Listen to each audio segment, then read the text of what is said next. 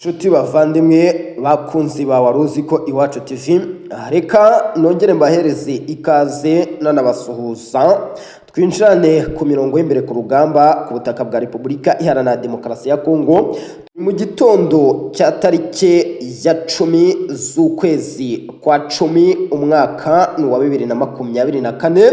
Tugarutse mu makuru yacu atandukanye kandi aramutse avugwa mu burasirazuba bwa Repubulika Iharanira Demokarasi ya Kongo. Makuru yacu turaba tugenda tuyahera Isake, hamaze kujyanwa ingabo zidasanzwe Special Force, reka tubivuge gutyo.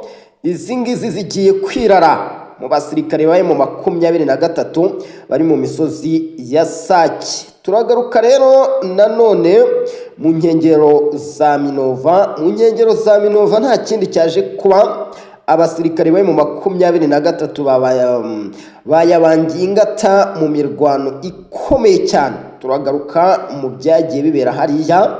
Si ibyo gusa turi buze kuba tugenda tugarukaho, mu by'ukuri zamaze kubyara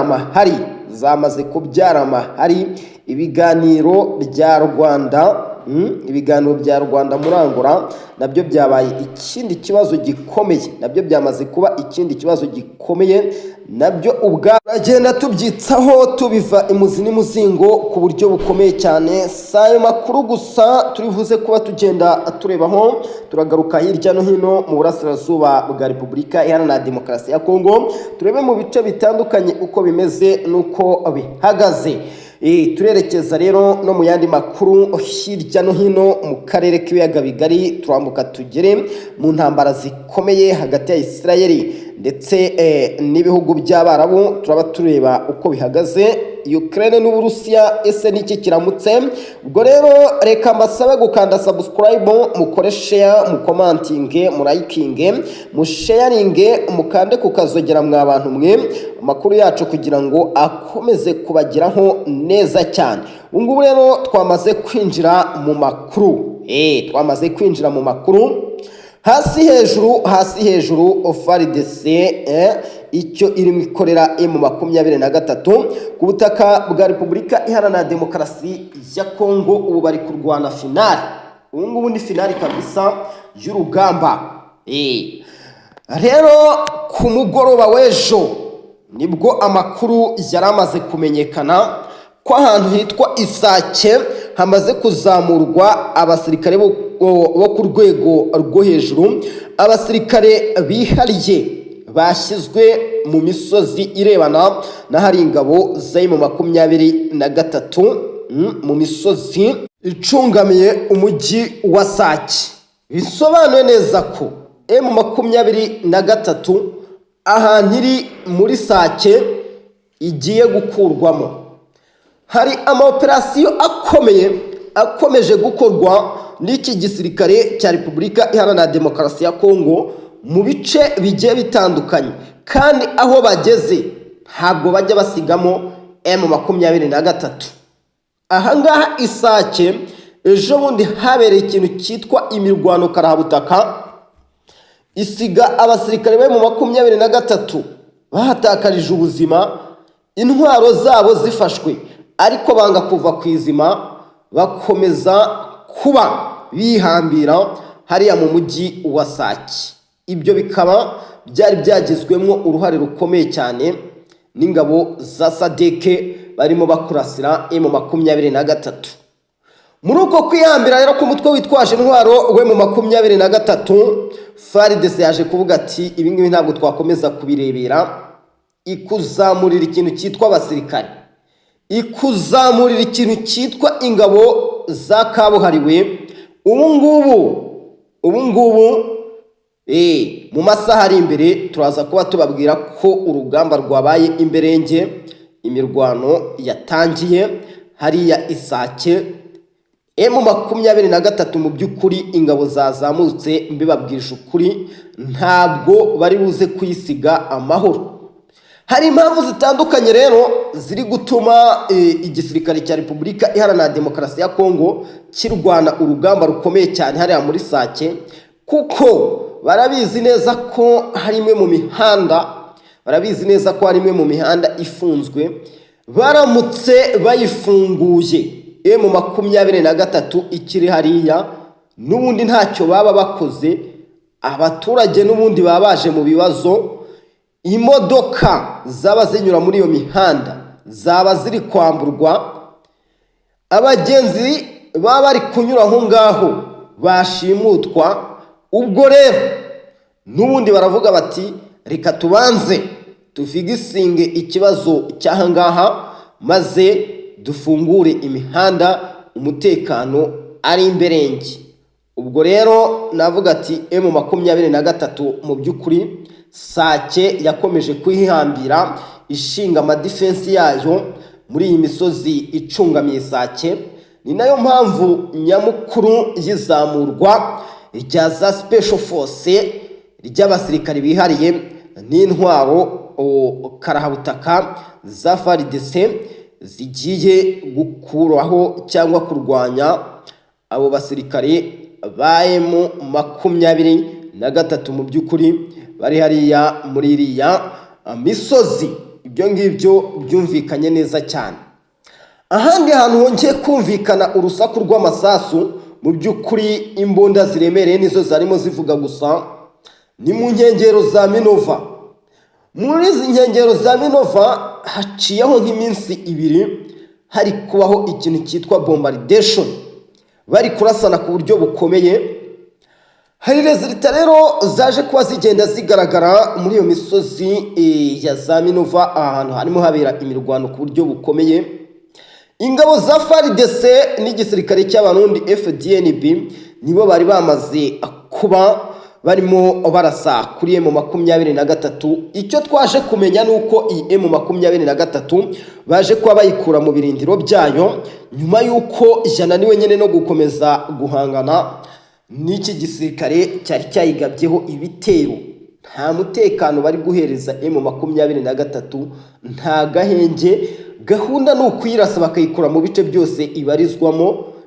Iracyakomeje gahunda yo kwikura mu bice byose ibarizwamo, iracyakomeje mu by'ukuri. Ibi ngibi bisobanuye neza ko nimba ibirindiro bye mu 23 byamaze kuba bisenywa hariya, ubwo n'ubundi icyo Repubulika Iharanira Demokarasi ya Kongo ishaka n'ubundi ni ugukiriyaringa uwo muhanda uturuka za Minova ukanyura iyo za Sake ugakomeza na za Goma. Urumva n'ubundi bagomba gukora ikintu cyitwa gukiriyaringa mu bice byose, kuko iki gihugu urebye ukuntu giteye n'ingendo zaho zo ku butaka zigoranyemo. Buriya muri Kongo bakoresha ingendo kenshi cyane zo mu kirere no mu mazi, ariko ibiri kubera mu mazi nabyo kugeza kuri ubu ngubu impanuka yabereye hariya mu kiyaga cya Kivu, n'ubundi n'ubwato bwaturukaga hepfo mu bice bya za Minova, amata azamuka yerekeza Igoma, ageze igituku ngo pa. N'ubu ngubu kiracyari ikibazo gikomeye, ntiwapfa kumenya ikintu cyateye iyo mpanuka. Kuva icyo gihe rero Repubulika Iharanira Demokarasi ya Kongo yaricaye iravuga bati ibi nta wakomeza kubirebera, reka iyi nzira n'ubundi turabizi ko igiye irimo amarebere agiye atandukanye, reka tubanze tuyakuremo. Niyo mirwano rero muri kugenda mwumva. M23 rero bamaze kwisenyera ibirindiro aho ngaho mu nkengero ya za Minova. Ikindi cyongeye kuba kigenda kigaragaramo n'abasirikare bayo bakomeretse mu by'ukuri batari bake, kuko buriya abasirikare 8 iyo bamaze gukomereka ku buryo bukomeye ntabwo baba bakiri mu rugamba, ahubwo bajya kwivuza.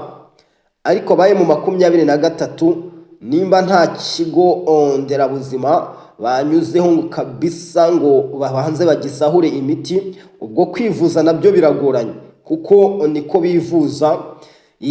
Aho ngaho za Mweso naho bivurizaga hari ikigo rwose bahitaga babarundamo bakivuza.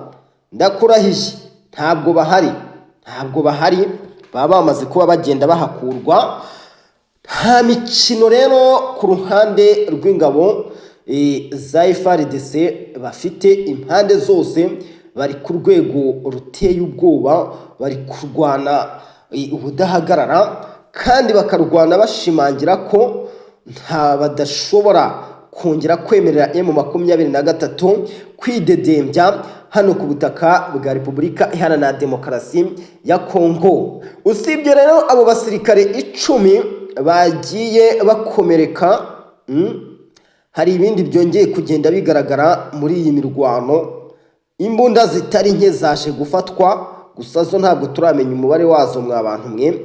Reka ibyo tube tubiritse, iby'imbunda zafashwe ntabwo turamenya umubare wazo, aho turi buze kuba tugenda tuwumenya turaba tubatangariza. Murabizi ko ukubabeshya ntabwo ari umuco wacu, ubwo tubabwiza ukuri kw'amakuru ahari.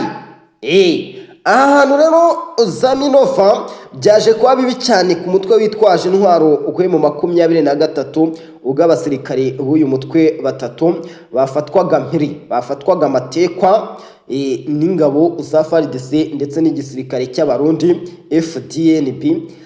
Naho ngaho nuko nguko byagenze muri iyo mirwano hariya. Mu by'ukuri rero reka tugaruke n'ubundi ahantu hitwa Tanganyika. Ahantu hitwa Tanganyika haje kuba habera indi mirwano ikomeye.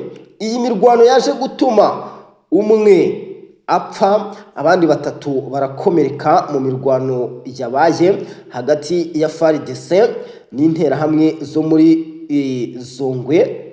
Muri Zongwe kabisa ndi kubona ariko raporo bigaragaza nkuko bigaragara neza cyane, umuntu umwe yapfuye, abandi batatu barakomereka mu mirwano yabaye ku wa 2 tariki ya 8 Ukwakira hagati y'ingabo za RDC n'abasirikari bo mu mudugudu wa Zongwe ku butaka bwa Karemia hariya muri Tanganyika. Amakuru aturuka muri ako gace avuga ko inka zishwe, kwica abasirikare n'inka mu by'ukuri ziriya bari abantu barwana hunyeshyamba nta kintu basiga inyuma, kandi imidugudu myinshi yo muri kariya gace yasizwe mu baturage bayo muri iyo mirwano. Umuyobozi w'akarere ka Crimea yerekana ko abarwanyi ba Chifu Karemba bakomoka mu mudugudu wa Koki, aho bakorera ibyo bikorwa by'ubugizi bwa nabi babikorera abaturage. Uwitwa John Mutombo asobanura ko abo bagabye igitero babatwa ngo nabatwa bifatanije n'izindi nyeshyamba bateye mu midugudu wa Zongwe. Ubutegetsi bwa politike n'ubuyobozi bwongeyeho ko aba barwanyi bataragaragaza ibyo basaba, ahubwo ko babiba iterabwoba mu baturage. Dore ngiyo imirwano yabaye hariya muri za Tanganyika igasiga abaturage mu by'ukuri umwe apfuye, abandi batatu bagakomereka. Aho ngaho ni mu gihugu cya Repubulika Iharanira Demokarasi ya Kongo. Mu by'ukuri usanga ibice byinshi bigiye bitandukanye isaha ngaha gusa bikomeza kuberamo imirwano ikomeye cyane. Mwabantu mwe rero, urundi rugamba rukomeye rurimo ruraba nyuma y'ahantu hitwa i Rwanda yuko bagiye gusinya amasezerano. Uwitwa Kayigamba Wegina akababwira bati ntabwo ayo masezerano ndi buze kuyasinya. Nabyo ibyabwo byaje kuba ikibazo, byamaze kuba urundi rugamba mu by'ukuri, kubera ko ntabwo byoroshye. Izi nama ziri kubera i Rwanda, ikintu kizitera kuba ni intambara yo mu 23 na Repubulika Iharanira Demokarasi ya Kongo. Nubwo izo nama zihuza u Rwanda na Repubulika Iharanira Demokarasi ya Kongo, ariko intego yazo nyamukuru ni ugushaka umuti w'ikibazo cy'umutekano muke uri ku butaka bwa Repubulika Iharanira Demokarasi ya Kongo. Nyuma yo kwicara amasaha rero atari makeya bagakora inama, birangije ngo basinye amasezerano. Uwitwa Kayigamba Wegina yaravuze ati aya masezerano sinya amaze kugisha inama. Kuri ubu rero Minisitiri w'Ububanyi n'Amahanga w'u Rwanda Olivier Nduhungirehe yarakaye kugeza aho atangaza itangazo rya Rwanda ryo ku ya 14 Nzeri kuri Twitter. Minisitiri w'itumanaho n'itangazamakuru n'umuvugizi wa leta ya Kongo mu kiganiro cye ubutumwa bwakuye ibice bimwe mu ijambo rya mugenzi we w'ububanyi n'amahanga. Mu by'ukuri ni kuri uyu wa kabiri mu minota mike cyane mugenzi wanjye Kayigamba Wegina yashyize ahagaragara ibinyoma byinshi maze agaragaza ikwirakwizwa ry'ikinyoma mu by'ukuri kubibuza amasezerano ya Rwanda kurangira. Diplomasi nyayo ntabwo buri gihe ijyanye no gutereta, gukoresha imbuga nkoranyambaga. Imyifatire igomba gutera imbaraga, aho bagize bati kuva ubwigomeke bwe mu 23 bwiyongera gushyigikirwa n'u Rwanda, ariko u Rwanda ntabwo rubwemera. Perezida Felix Tshisekedi yakomeje gushikama mu mwanya we kandi yiyemeza kubahiriza igishushanyo mbonera cya Rwanda. Umwanya akaba yarongeye kubisubiramo mu nama iheruka nyine hariya i Rwanda. Uyu mwanya wa perezida wa Kongo wahise ushyigikirwa na Patrick Muyaya imbere y'itangazamakuru, yibukije ihame ngenderwaho ry'ibikorwa byose bigamije gushaka amahoro mu burasirazuba bwa DRC. Yakomeje agira ati tugomba gukora ku buryo kuri buri ngingo twiyemeje ko inyungu za Repubulika Iharanira Demokarasi ya Kongo zabungabunga uko byagenda kose. Rero mwagiye mwumva uburyo hano hantu ibintu bitoroshye, aribwo mbabwira ngo amasezerano y'u Rwanda nayo ubwayo yamaze kuba urugamba rw'imberenge. Mu by'ukuri urebye uko ibintu biri kugenda nuko biri kwifata, ntabwo byoroshye, ntabwo biri kugarukwaho muri Repubulika Iharanira Demokarasi ya Kongo gusa. Ibinyamakuru mpuzamahanga nka BBC n'ibindi bikurikiranira hafi abasesenguzi n'abandi bakurikiranira hafi intambara ibera muri Repubulika Iharanira Demokarasi ya Kongo bakomeje kwibaza mu by'ukuri aya masezerano y'u Rwanda ikizatuma ashyirwa mu bikorwa akanubahiriza. Ni nako kandi abatavuga rumwe na leta, abatavuga rumwe na Moise Katumbi hari ahantu hitwa Buruseli mbere yo gusubira mu gihugu, hariho ubuzima nyuma y'ubutegetsi. Felix Tshisekedi agomba kubimenya. Uwitwa Moise Katumbi yavuze kandi ku bibazo cya Moroda, anaganira ku mibanire ye na Joseph Kabila ndetse na Felix Tshisekedi. Gusa nta byinshi uyu mugabo Moise Katumbi yabitangajeho. Ubona nubwo atavuga rumwe n'ubutegetsi bwa Repubulika Iharanira Demokarasi ya Kongo, umuntu witwa Moise Katumbi we ntakunze gutangaza byinshi kuri Antoine Felix Tshisekedi. Oya, araho aricecekeye. Mu by'ukuri ubwo ngubwo tugomba gukomeza kureba abanyapolitike bo muri Repubulika Iharanira Demokarasi ya Kongo nyine bazakomeza kubisokoza uko byogoshe. Bazakomeza kubisokoza uko byogoshe. Muri iki gihugu ntabwo ibintu biba byoroshye mwa bantu mwe bya Repubulika Iharanira Demokarasi ya Kongo. Ibintu byose biba ari intambara, nta kintu kiba cyoroshye gihari, nta kintu kiba gito kihaba. N'intambara ibaho nako n'impanuka ibaho nta wabiteguye cyangwa nta wabigizemo uruhare. Mu by'ukuri impanuka, kuko impanuka murabizi ko ari igikorwa kibaho kitateguye, kuko kibaho unplanned event, ntikiba cyateguye kandi kibaho kinatunguranye, ariko nabyo usanga cyabaye urugamba. Kuko impanuka yabereye hano mu kiyaga cya Kivu, ubwato bwerekezaga hariya ku cyambu cya Kituku, ubwo bwendaga kuhagera nabwo ku munsi w'ejo. Murabizi ko byateje ikintu cyitwa imyigaragambyo ikomeye, ubwo abaturage bavugaga bati rwose mugomba kuduha abantu bacu. Reka rero twikomereze ku rundi ruhande. Perezida Paul Kagame kuri uyu wa gatatu yahuye anagirana ibiganiro n'uwo bita Dogiteri Jean Kaseya, Umunyarepublika Iharanira Demokarasi ya Kongo uyobora ikigo gishinzwe kurwanya no gukumira indwara muri Afurika. Dogiteri Kaseya ni umwe mu bitabiriye inama ya hariya Bishara Afurika igamije guteza imbere ubucuruzi n'ubuhahirane hagati y'ibihugu bya Afurika binyuze mu isoko rusange rya Afurika iri kubera i Kigali.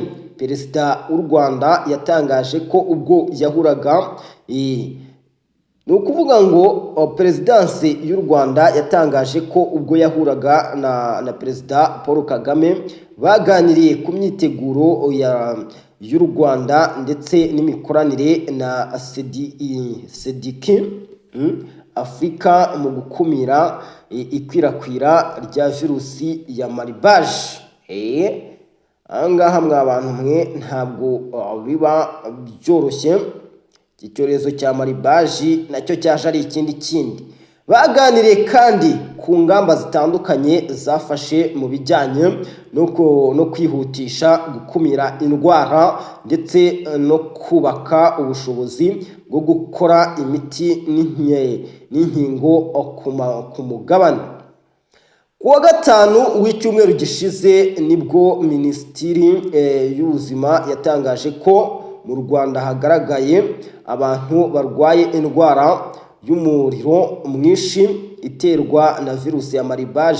Kuva iki cyorezo cyagera mu gihugu, ababarirwa muri 58 muri bo 13 kikaba kimaze kubica. Nyuma y'uko iki cyorezo cyari kimaze kugera mu Rwanda, ikigo CDC Afurika cyavuze ko cyatangiye gukorana n'u Rwanda mu kugikumira ndetse no gukumira icy'ubushita bw'inkende. Dogiteri Kaseya kuri uyu wa gatatu ubwo yitabiraga inama ya Bishara Afurika yagaragaje ko uyu mugabane ukeneye kabisa kunga ubumwe kugira ngo ushobore kwikorera imiti n'inkingo aho gutega amahanga amaboko. Nuko nguko uyu mugabo yagiye abigarukaho. Mu by'ukuri rero kugeza kuri ubu ngubu mwa bantu mwe, reka amakuru yacu tuyerekeze hirya. Tubanze tugaruke kuri General Muhoozi yateguje Amerika ibihano. Ubwo ni ku itariki ya 9 ku munsi w'ejo. Uyu mugabo nawe mu gihugu cya Uganda ubona ko nakasamutwe wa mugani w'imvugo z'ab'iki gihe. Ntabwo uyu mugabo yoroshye nyuma yo kuvuga ati wowe ambasaderi wa Leta Zunze Ubumwe za Amerika hano mu gihugu cyacu cya Uganda ugomba gusaba imbabazi muzehe Yoweri Kaguta Museveni. Amerika nayo ikagira ikibivugaho. Urabona ko General Muhoozi Kainerugaba mu by'ukuri ntabwo yegeze arekeraho. Umugaba mukuru w'ingabo za Uganda General Muhoozi Kainerugaba yateguje ibihano abayobozi ba Leta Zunze Ubumwe za Amerika mu gihe iki gihugu cyaba gikomeje guhana Abanyafurika. Yabitangarije ku rubuga rwe rwa X akunze kunyuzaho ubutumwa butavugwaho rumwe, aho yagize ati Afurika ntabwo yigeze ifatira ibihano abayobozi ba Amerika bagize uruhare mu bwicanyi bukabije bwakorewe abayobozi bacu nka Patrick Lumumba yahoze ari minisitiri w'intebe wa Kongo. Nibakomeza guhana Abanyafurika natwe tuzabahana. Uyu musirikare usanzwe ari umuhungu wa Perezida Yoweri Kaguta Museveni, ubutumwa bwe buteguza Amerika buje bukurikira ubwo yanditse ku rubuga rwe rwa X asaba ambasaderi w'iki gihugu i Kampala gusaba imbabazi Museveni, bitaba ibyo akirukanwa muri Uganda. Byari nyuma yo gushinja uriya mu diplomate kubahuka perezida wa Uganda ndetse no gutesha agaciro itegeko nshinga ry'iki gihugu. kugeza ubu ntiharamenyekana impamvu Muhoozi akomeje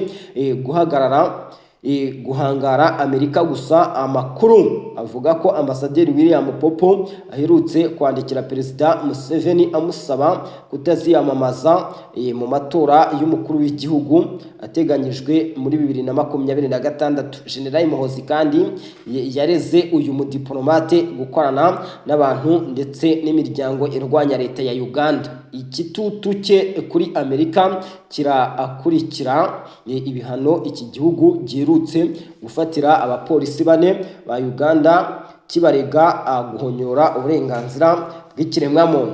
Ariko rero tujye tunagaruka wa mugani, Amerika yigize papa w'ibindi bihugu, ngo ihana uko ishaka, ifata imyanzuro uko ishaka. Wa mugani nayo yagakwiye kugenda ifatirwa ibihano kuko igira uruhare mu mpfu z'abayobozi benshi batandukanye hano ku mugabane wa Afurika. Mu by'ukuri baba bafitemo akaboko. Rero aka kanya nibyo Muhoozi avuga, ariko ijambo rye ntabwo riri kumvikana. Abanyamerika turabazi, ushobora kurangira bamwivuganye, ariko ukurikije none ikintu yavuze mu by'ukuri kirimo ukuri. Amerika igira uruhare mu mpfu z'abayobozi batandukanye ku mugabane wa Afurika mu bihe bigiye bitandukanye. Si iby'ubu gusa, na kera byahozeho. Amerika yahoze yijandika mu miyoborere ndetse no kugira uruhare mu mpfu z'abayobozi bagiye batandukanye hano ku mugabane wa Afurika. Rero uwitwa Volodymyr Alexandrovich Zelensky asebya ibikorwa bifatika kugira ngo amakimbirane yo muri Ukraine arangire. Umuyobozi wa Ukraine avuga guhindura ibintu ku murongo bitanga amahirwe yo gukemura amakimbirane mu mwaka utaha. Ni Volodymyr Alexandrovich Zelensky yavuze ko imirwano ireba mu ntambara yo mu Burusiya na Ukraine itanga amahirwe yo gufata ingamba zihamye kugira ngo imirwano irangire bitarenze 2025. Ni kuri uyu wa gatatu umuyobozi wa Ukraine yavugiye mu nama yabereye muri Ukraine mu majyepfo y'Uburayi, yabereye ahitwa Idunibaravonike muri hariya muri Croatia. Mu ijambo rye Zelensky yashimye abamushyigikiye bo mu burengerazuba, anasaba gutera inkunga anasaba ko bamutera inkunga mu by'ukuri ziyongera ku zindi nkunga zagiye zihabwa Ukraine.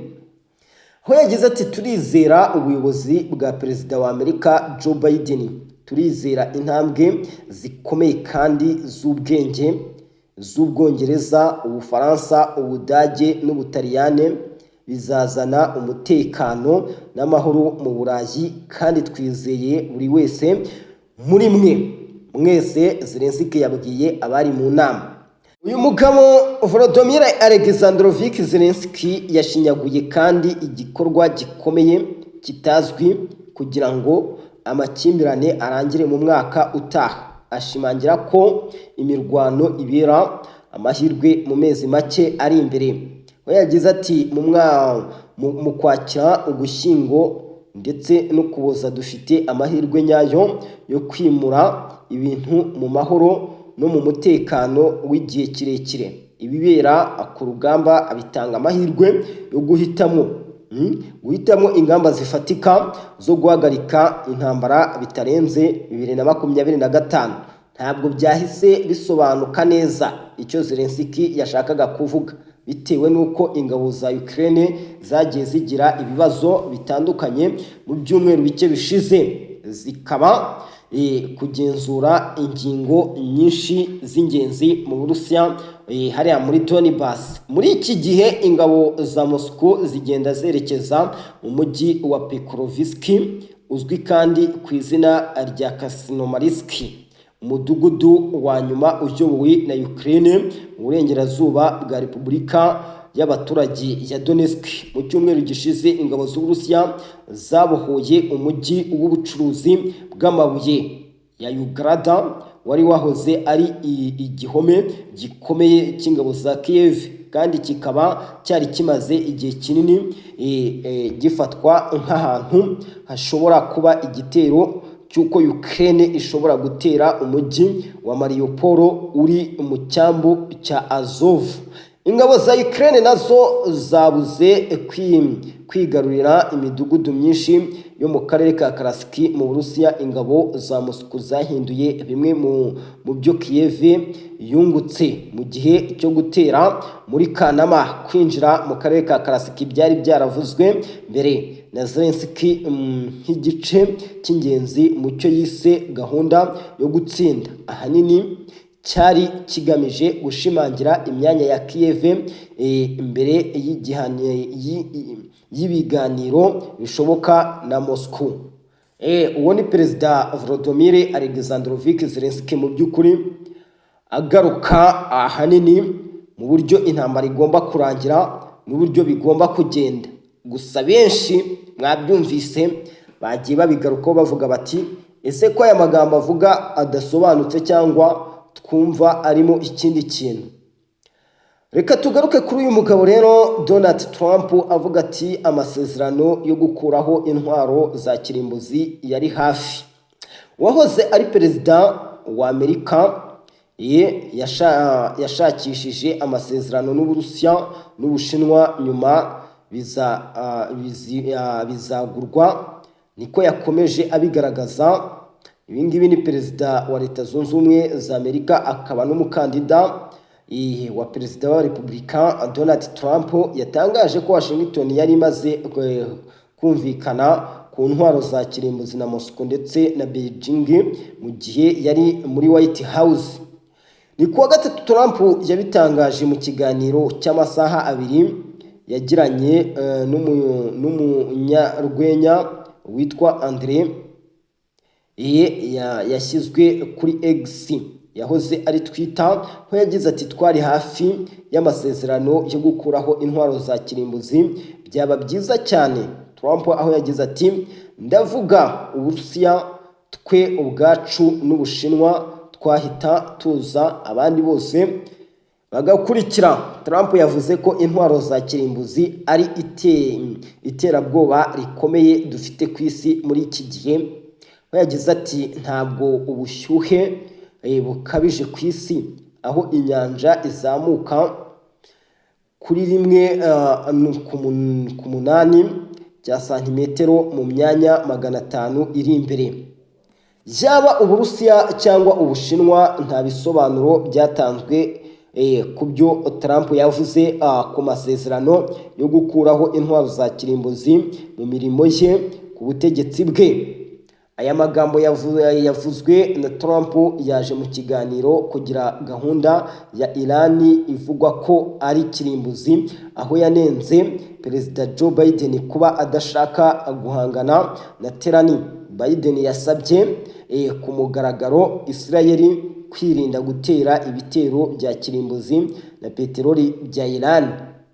Abanyamuryango 5 bitwaje intwaro za kirimbuzi mu kanama gashinzwe umutekano ku isi bari bagiranye amasezerano na Terani mu 2015, aho Iran itazatunganyiriza buriya butari bwa uranium mu rwego runaka, bityo ikaba idashobora kubaka intwaro za kirimbuzi. Donald Trump rero nibyo yakomezaga kugenda agarukaho, agenda atangaza avuga ati rero ikintu cyitwa kirimbuzi turabona ari cyo kibazo gisigaye ku isi ugereranyije n'ibindi bibazo isi yahura nabyo muri iki gihe. Israel ibangamiye Irani n'igitero cy'akarahabutaka. Minisitiri w'ingabo Yoav Gallant yatangaje ko igisubizo cya Israel ku gitero cya Misiri cya Irani kizaba cyerekana neza kandi gitangaje. Ikarasa rya Misiri rya Terani ryasunitse Israel mu ntangiriro z'uku kwezi, mu bivugwa ko bihana kubera iyicwa ry'abayobozi ba Hamas Neri Zabura ndetse n'umujenerali w'ingabo zirinda impinduramatwara ya Kisilamu. Kuwa gatatu Grant yagize ati igitero cya Irani cyari gikaze ariko ntabwo ari cyo cya nyuma. Ibinyuranye n'ibyo igitero cyacu kizica cyerekeza neza kandi icy'ingenzi ni igitangaza. Ntibazamenya uko byagenze cyangwa uko bizagenda, bazabona ibisubizo gusa. Iyo ni Israel. Grant yavuganaga n'ishami rishinzwe iperereza ry'ingabo z'igihugu cya Israel IDF, ashinzwe gukusanya amakuru no gusesengura amakuru nk'uko iki kinyamakuru Jerusalem Post kibitangaza, ngo yashimangiye ko akazi kabo ari isumba byose mu kirere ndetse n'ubushobozi bwo kubona neza kandi ahantu hose dushaka. Muri Mata Irani yari yararashe misile na drone nyinshi muri Israel mu rwego rwo gusubiza igitero cy'indege cyahitanye ikigo cya Iran i Damascus muri Syria. Israel na Amerika byavugaga ko byahagaritse icyo gitero burundu, nta byangiritse cyangwa byahitanywe. Bikavugwa ko ku ya mbere Ukwakira yari yagutse cyane, mu gihe amashusho y'ingaruka za misile nyinshi zashyizwe ku mbuga nkoranyambaga yerekanaga neza kunanirwa kw'indege za Israel. IDF yemeje ko igisubizo gikomeye kandi kiremereye, nubwo Tirani yihanangirije Israel ndetse na Amerika ko itazongera gukoresha kwifata ku buryo bumwe kandi ko izakubita cyane ahababaza. Bivugwa ko Minisitiri w'Intebe wa Israel Benjamin Netanyahu yagaragaje guhuza imyigaragambyo na Amerika. Urugendo ruteganijwe na Grant i Washington ku wa kabiri rwahagaritswe nyuma y'uko Netanyahu bivugwa ko atarabasha gufata perezida wa Amerika Joe Biden. Biden yihanangirije ku mugaragaro Yerusalemu y'Uburengerazuba kutazakurikira gahunda ya kirimbuzi ya Irani cyangwa ibikoresho bya peteroli nk'uko itangazamakuru ryombi ryo muri Amerika na Israel bibitangaza, ngo ubu IDF biteganijwe ko izakurikira imbuga za gisirikare n'ubutasi, aho hagati aho ibiro ntaramakuru by'ishami bya hariya Tasnim byatangaje ko igisirikare cya Iran cyateguye nibura gahunda 10 zibiza zo gutabara igitero icyo ari cyo cyose cya Israel. Ku wa kabiri Minisitiri w'Ububanyi n'Amahanga wa Iran Saidi Abisi yihanangirije ko Tirani idafitanye imbaraga zihwanye n'iza Israel. Kuri ubu ngubu rero mwamaze kubyumva neza cyane muri iyi operasiyo Israel iteganya gukora hariya muri Iran, aho bavuga ko byanze bikunze bazatera igitero gitunguranye kandi Iran itazigera imenya uko byagenze, ahubwo yo izashiduka yumva ibintu byarangiye. Ukraine yakiriye intwaro z'umara ziturutse mu burengerazuba. Musukira bivugaho ikirere. Kuri ibi ngibi ambasade y'Uburusiya mu Bwongereza yavuze ko itsinda ry'uburengerazuba ryohereje itangwa ry'imiti y'ubumara yabujijwe i Kiev kugira ngo ikoreshwe nk'intwaro z'ubumara ku murongo w'imbere ku rugamba.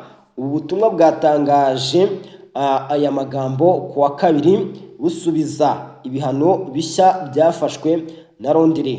Izi mbogamizi zibasiye ingabo z'uburengerazuba zirinda imiti n'ibinyabuzima n'umuyobozi w'icyo kigo uwitwa Lieutenant General Igor Kirillov. Avuga ati leta y'Ubwongereza ishinza Moscow kuba yararenze ku buryo bukabije amasezerano y'intwaro y'imiti. Ubwo butumwa bwanze byimazeyo ibyo birego bigaragaza ko Moscow yangije ububiko bw'imiti mu myaka yashize, inzira ikigenzurwa n'umuryango ushinzwe kubuza intwaro za shimi. Mw'abantu mwe nibikomeza kuba bivugwa mu ntambara y'Uburusiya na Ukraine, reka tubashimire. Ubwo ni Ukraine yamaze kuba yakira intwaro z'uburozi. Turababwira tuti mukomeze kugira igitondo cyiza, impagarike n'ubugingo mu bice byose muherereyemo. Amakuru yacu nakagaruka, murabizi inkoko niyo ngoma. Turasubira ku isaha y'isa 5 mu makuru abagezweho hirya no hino, ariko aho twibanda mu burasirazuba bwa Repubulika Iharanira Demokarasi ya Kongo.